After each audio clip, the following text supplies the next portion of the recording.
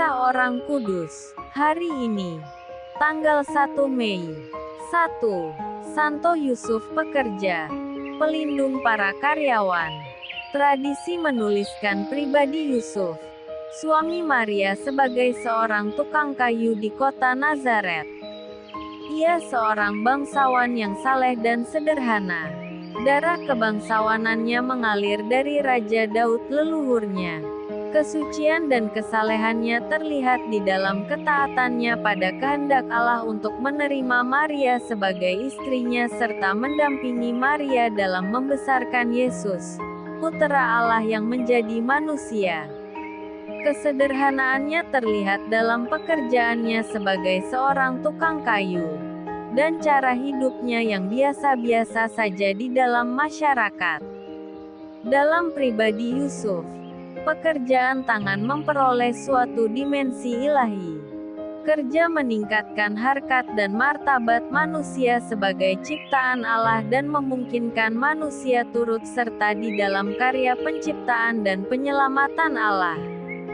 Atas dasar inilah gereja pada masa kepemimpinan Paus Pius ke-12 menetapkan tanggal 1 Mei sebagai Hari Raya Santo Yusuf Pekerja, sekaligus menetapkan sebagai Hari Buruh. Yusuf selanjutnya diangkat sebagai pelindung para karyawan, buruh yang bekerja setiap hari untuk memenuhi kebutuhannya sehari-hari. 2. Yeremia.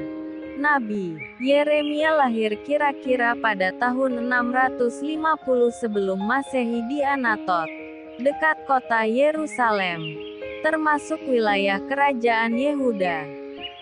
Keluarganya adalah sebuah keluarga imam yang saleh. Panggilannya sebagai nabi di Israel diterimanya dari Allah pada tahun 627 sebelum Masehi. Dalam tahun ke-13 pemerintahan Raja Yosias, Yeremia bab 1 ayat 2. Meskipun panggilan ini terjadi pada usia mudanya, namun sebenarnya Yeremia telah ditentukan Allah menjadi nabi ketika masih ada di dalam rahim ibunya. Yeremia bab 1 ayat 5, untuk mewartakan sabda Allah kepada Israel, umat pilihan Allah. Tatkala Allah memanggilnya untuk mengemban tugas mulia ini, ia menolak karena merasa tidak layak untuk mengemban tugas mulia itu. Tetapi akhirnya ia pun menerima panggilan itu karena Allah berjanji akan selalu menyertai dia dalam tugasnya. Yeremia adalah nabi Israel terakhir sebelum pembuangan ke Babilonia. Karya perutusannya sebagai nabi dimulainya pada usia mudanya, Yeremia bab 1 ayat 6, sampai pada saat kejatuhan Yerusalem di tangan bangsa Babilonia pada tahun 587 sebelum Masehi. Selama 40 tahun karyanya, Yeremia tanpa mengenal lelah memperingatkan para penguasa bangsa dan pemimpin agama serta seluruh umat Israel akan bahaya kejatuhan mereka karena dosa-dosa Yerusalem dan Yehuda. Selain dengan itu, Yeremia terus-menerus terlibat di dalam beberapa perselisihan dan pertentangan. Ia dengan gigih melawan Raja Yoakim dan Yoakin, tahun 609 sampai 507 sebelum Masehi, yang memutarbalikkan kebijakan keagamaan dari Raja Yosia. Pada masa pemerintahan Raja Sedekia, tahun 597 sampai 587 sebelum Masehi, nada pewartaannya mulai berubah. Ia tidak lagi mengeluh tentang tugas perutusannya tetapi mulai lebih sungguh-sungguh membaktikan dirinya pada tugas yang dibebankan Allah padanya. Dengan gigih ia berusaha meyakinkan Yehuda akan penguasaan bangsa Babilonia. Meskipun demikian ia tidak diterima, bahkan dituduh sebagai pengkhianat bangsanya oleh orang-orang yang menginginkan Raja Sedekia bersekutu dengan Mesir dan memberontak. Yeremia bab 37 ayat 17 sampai 21. Karena itu, Yeremia mengalami penderitaan batin dan frustasi yang hebat. Walaupun ia menderita, ia tetap pasrah dan taat pada kehendak Allah. Cintanya akan Allah dan keakraban hubungannya dengan Allah ini mendorong dia untuk mendalami lebih jauh teologi tradisional Israel tentang perjanjian. Imannya itu berdasar pada pengetahuan yang mendalam akan perjanjian cinta Allah dengan Israel, umat pilihannya, yang memperkenankan Israel mengambil bagian dalam kekudusannya. Dalam perjanjian cinta itu, Allah menuntut dari Israel ketaatan penuh pada kehendaknya sebagaimana diwahyukan di dalam perintah-perintahnya dan dinyatakan melalui nabi-nabinya. Menolak mengakui kebaikan dan cinta Allah yang diwahyukan adalah dosa. Dan dosa bagi Israel adalah perbuatan melawan kesucian perkawinan antara Allah dan bangsa Israel. Yeremia bab 2 ayat 20-25.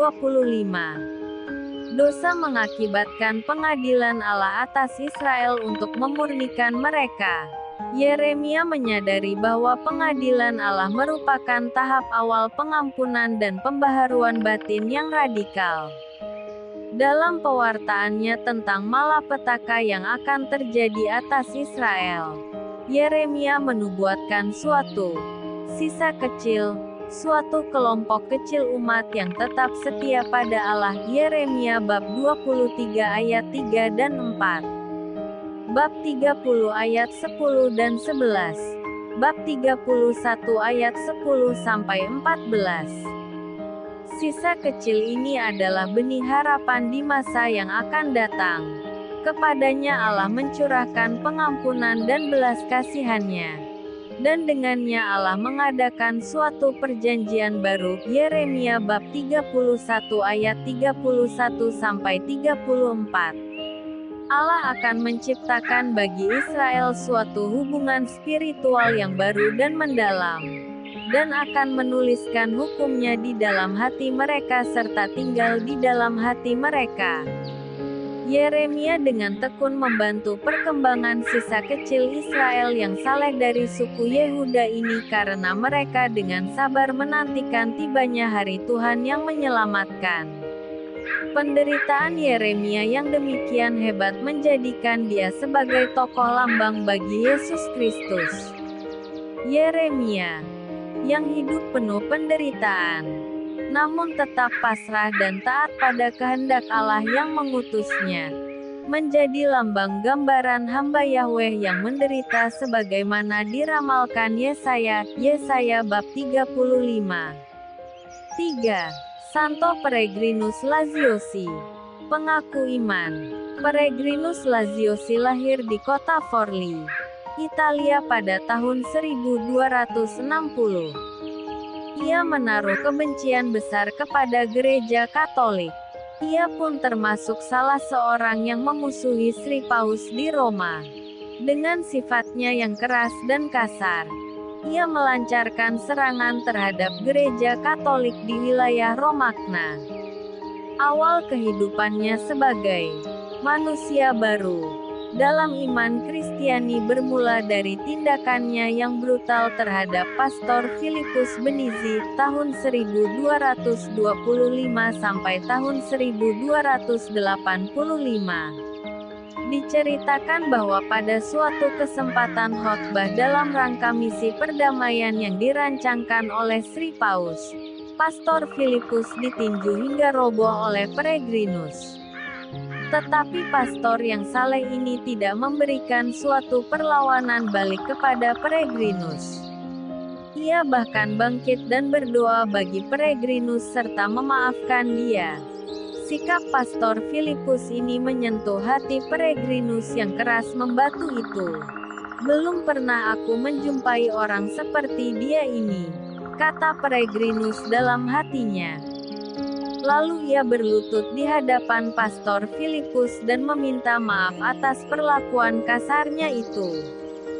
Semenjak itu ia bertobat dan bertekad menjalani suatu kehidupan baru dengan doa dan mati raga. Rahmat Tuhan semakin hebat mempengaruhi hidupnya.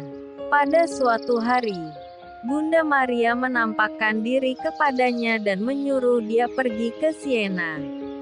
Di Siena ia diterima oleh Pastor Filipus sebagai salah seorang anggota Ordo Servit Santa Maria. Di dalam ordo ini Tuhan melaksanakan rencananya atas diri Peregrinus. Pada suatu hari Peregrinus jatuh sakit. Ia diserang penyakit kanker ganas pada kakinya. Dokter yang merawatnya menganjurkan agar kakinya dipotong demi menyelamatkan nyawanya. Sebelum ia tidur malam, ia berdoa kepada Tuhan Yesus tersalib hingga tertidur. Dalam mimpinya, ia melihat Yesus mengulurkan tangannya dari atas salib dan menyentuh kakinya yang sakit itu. Ketika bangun dari tidur, didapatinya kakinya sudah sembuh. Peristiwa ajaib ini semakin mengokohkan imannya akan kebenaran ajaran gereja. Rahmat kesembuhan ini mengobarkan semangatnya untuk tetap membaktikan dirinya kepada Tuhan dan gereja dengan menjadi imam. Selama 62 tahun ia berkarya dengan penuh semangat diperkuat oleh doa dan mati raga yang mendalam. Ia meninggal dunia pada tahun 1345 dan diangkat gereja sebagai pelindung para penderita sakit bernanah dan kanker. Santo Yusuf Pekerja, Nabi Yeremia dan Santo Peregrinus Laziosi. Doakanlah kami. Kak Carla Channel.